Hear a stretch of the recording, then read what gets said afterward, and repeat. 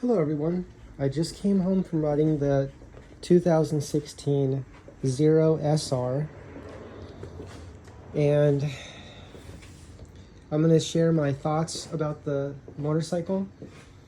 And I actually installed extra plugs here. I'll put a link to this in the video. I added USB plugs. I think that's what these are called. It looks like this can stay underneath there. It should stay.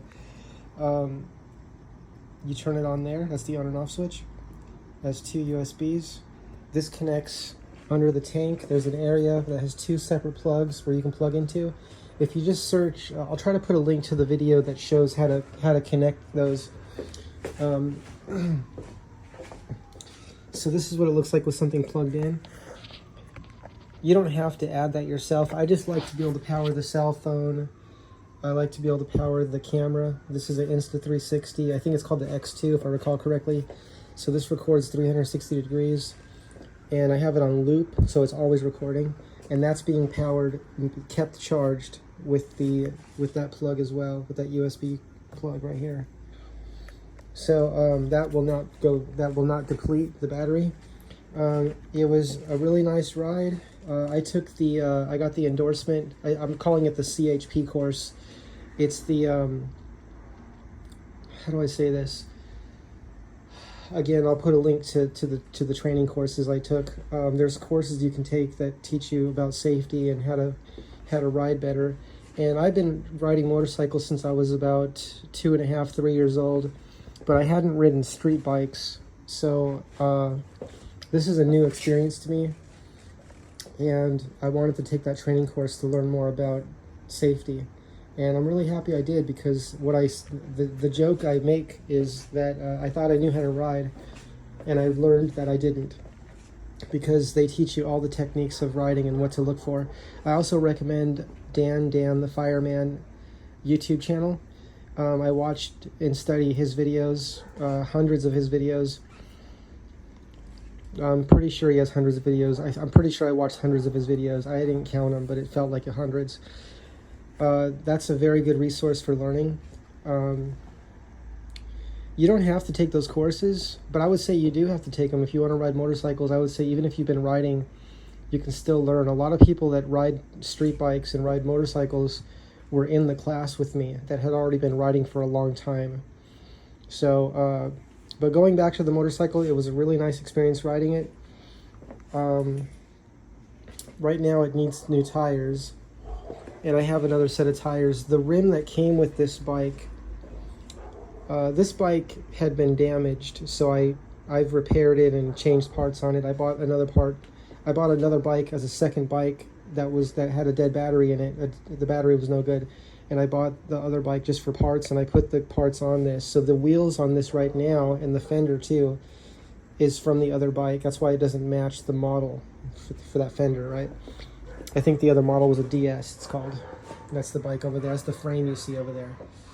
See how it says 2016 SR and DS. Right, that's the two models that I built this bike of. So the wheels right now are from the DS. But I'll be putting I also got a road, I think this is called the Michelin Road 6 tire for the back. And I'll probably get the same for the front. I'll see how I like the back tire. But the bike was really nice to ride. I rode it for a couple hours. And it's amazing. I mean, it is amazing to ride this bike. It's amazing, amazing, amazing. I don't think these are the stock lights that came with it. These are an upgrade. I don't know where, I think those are available possibly on Amazon. I don't know the exact model of those. So what else? What else can I say about this? I don't know how to describe what it's like to ride this, but I would say one thing I noticed is that I don't smell like fuel. Even the brand new motorcycles that we rode on that had catalytic converters in the exhaust system and oxygen sensors in the exhaust system and fuel injection fuel systems, when I was riding those motorcycles in the training course, because that's what they had gasoline powered motorcycles, right? And the cubic inches of the displacement of the engine was, I think, 350 and 500. It was two different sizes, if I recall correctly. And even though it had all that technology, fuel injection and catalytic converters in the exhaust system, which clean the exhaust up, right? Catalytic converters and oxygen sensors to help reduce emissions, all these parts, all this complex system, the exhaust still smelled really bad, and that's on all the bikes, and they were all brand new bikes. And I always smelled like fuel at the end of the day. I always smelled like the fuel. I don't know how to explain it. I always smelled like exhaust, the exhaust system. If you ever, if you go near a brand new car, brand new, and start it, you don't smell anything out of the exhaust, as far as I recall, if I recall correctly. But when a car becomes like 5, maybe 10 years old, even 5 years old, a few years old, when you start them, they can start to smell really bad. And sometimes the exhaust will smell bad even when they're warmed up. But I was just noticing that. So when I ride this motorcycle, I noticed that when I get off the motorcycle at the end of riding, I don't smell like fumes, which is nice, okay? The range is supposed to be approximately just over, I think, 100 miles. I was running it primarily on eco mode. There's also a custom setting that can be programmed, and there's sport mode. I used sport mode once when I had to go into make a left turn into traffic, and I wanted to be able to do that quickly, and it was very, very fast. It's really nice, and I like how the regenerative braking it has. It really makes a significant difference. I was going down a hill, and it actually charged back up 2%, and it stayed there. I actually got probably a couple miles out of that, just going down a hill and putting that charge back. It took a few miles until it got it back down where it was before going down that hill, where the battery percentage was before going down that hill. So that really does make a significant difference. A lot of people will say regenerative braking does nothing. It's like 1% or 5% or less. Percent. What is percent of what? I don't even know at the moment what that means. At this moment, I know when I read it, it made sense to me, because people will say this, right? Like, it doesn't do anything. It's insignificant. It's a waste. What I have always loved about regenerative braking is it saves the brakes. It saves the brake pads. I like low maintenance. I don't want to have to change the brake pads more than is absolutely required. And if I never have to change the brake pads, I like that even more. Or if I have to change them much, much less, like 90% less or 80% less, right? So I always max out the regenerative braking. And there's 2 settings on this, and I'm not sure if, I think one is when you let off the accelerator, it just slows down really quick. That's a separate setting. And there's another setting where when you touch the brake lever, how much it regenerates, how powerful the regenerative braking is. I like it really, really strong, so I always put those to the maximum, and I just get used to it, very quickly. I like that. So what else? Yeah, I'll make more videos about this. I really like the bike. I've seen many of these for sale on like OfferUp and on the internet for used models. Someone traded me one of my scooters, my hyper scooters, super scooters, a Dualtron Thunder 2, traded me for this motorcycle, a 2016 Zero RS. Sorry, SR. I'm always getting the RS and the SR backwards. I apologize. 2016 Zero SR. I apologize for getting that backwards. I always do. And I still don't even know I'm saying it right. I could have written it wrong on the box. It says SR over there. But I think it's SR. What else can I say? Yeah, I'll make more videos about this. But the bike's running really well. Remaining smooth and just really nice to ride. And I'm just amazed at how far technology has come in the motorcycle area. And I am still shocked and amazed in a negative way that the gasoline motorcycles are still, you can still smell that exhaust. That is not good. You have all that technology, all that emission system on there, and the exhaust still smells bad. That really surprises me. So I always think about how can emissions be reduced. I'm going to continue to experiment and think about and brainstorm about how can emissions be reduced experimentally. And then it's the choice of everyone to experiment for themselves with technologies that can reduce emissions.